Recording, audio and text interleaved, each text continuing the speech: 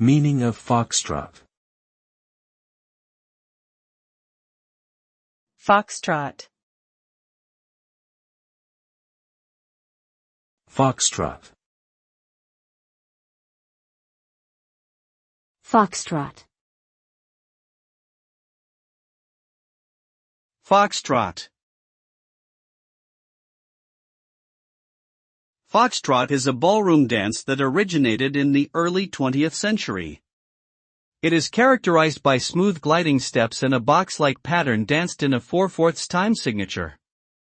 Foxtrot was popularized in the United States during the 1920s and remains a popular dance style today. The term foxtrot likely comes from the vaudeville actor Harry Fox, who is credited with popularizing the dance on the stage. The dance has since been adapted and modified into various styles, including social foxtrot and American-style foxtrot, and has become a staple in ballroom dance competitions around the world.